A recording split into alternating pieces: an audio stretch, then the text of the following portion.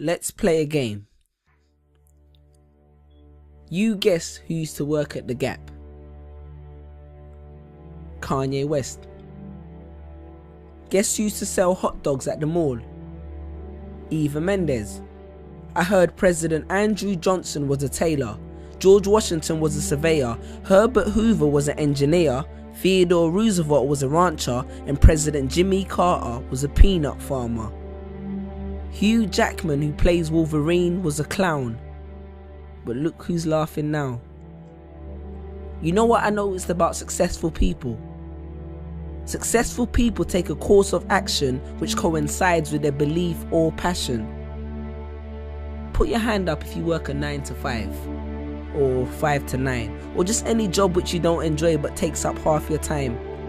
Well, hopefully in a couple weeks, months, days, years time, you'll be able to come back to this video, hear that first line, and keep your hand down.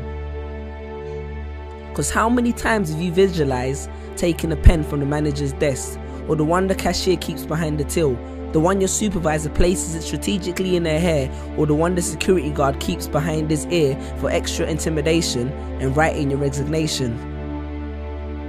Because there's nothing wrong with making an honest living, but be honest, are you honestly living?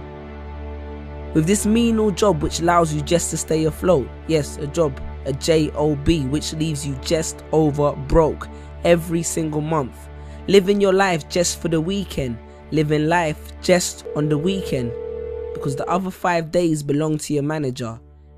You see, there's a big difference between a job and a career. Because in a career, no matter how many hours you work, you do it because it's satisfactory. But in a job, you do it for a salary. Because you're stuck in the rat race. And you know, being stuck in the rat race is one of the biggest of traps, because as a matter of fact, even if you win the rat race, you're still just a rat. See, I understand the need to have a job temporarily, but pursue a career eventually. Because in my job, I used to sell at least 200 shoes a day, and none of that was ever reflected in my pay. One of my colleagues once made the company $5 in 1 month, and you know what he got? An email, a £20 discount voucher, and a complimentary lunch. And you think you're safe because your job is commission based, until you've been working there for 3 years and the secretary with the short skirt gets a promotion because her and the boss went for dinner real late. I'm sure you can relate. But wait, are we still happy with an extra week holiday and a raise in a salary? Perhaps we need more clarity. Let's look at the statistics. Because the Industrial Revolution was beneficial technologically, but it coerced a lot of people into factories for ridiculous salaries to benefit their families, and that shaped people's mentalities exponentially, and essentially it became the norm to work for someone else by the turn of the century. And I could have regurgitated facts and figures to support this, but I choose not to boast. Plus that would give them nothing to write about in the Huffington Post. Now in 3 years I've had 6 jobs, and that made me think that long term I could never be happy working one of these jobs. And I used to have a rich uncle called Steve, and they say that apple don't fall far from the tree, so maybe subconsciously I was trying to get one of Steve's jobs.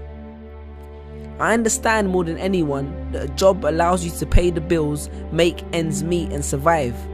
But that's exactly what it is, surviving, not living. I hope you're aware of the difference. It's like when you hear but don't listen.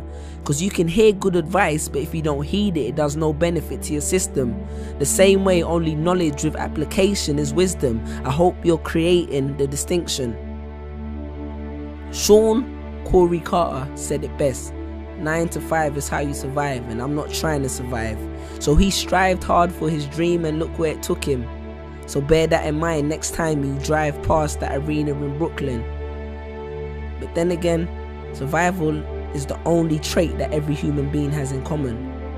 And do not take this as a reason to quit your job, go back home and stare at a computer screen, because a government check plus idleness does not equal success. Success will not fall in your lap. In my family we have a saying. It says, if you really want to grow trees, pray for rain, but don't neglect to water your seeds. Chase your dreams. Because I wrote this on the back of a pay slip on a late shift, a grave shift, of slave ship for makeshift wages.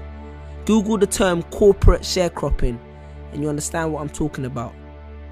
If somebody wants to do these jobs, then let them. And from the bottom of my heart, I respect them. Because I once met a garbage man who was the happiest man that I've ever met. But don't become a slave to a paycheck. Because a job is a safe net. The condom which the system uses to screw you, and none of us would be here if everyone practiced safe sex. Stand tall. And if you're not sure if you're building someone else's dream, maybe this will help. Jerry Giles said, "You will recognize your own path when you come upon it, because you will suddenly have all the energy and imagination you will ever need." And don't be afraid to innovate, because it's not about how much change you make, but rather about how much change you make. Because a business that makes nothing but money is a poor business.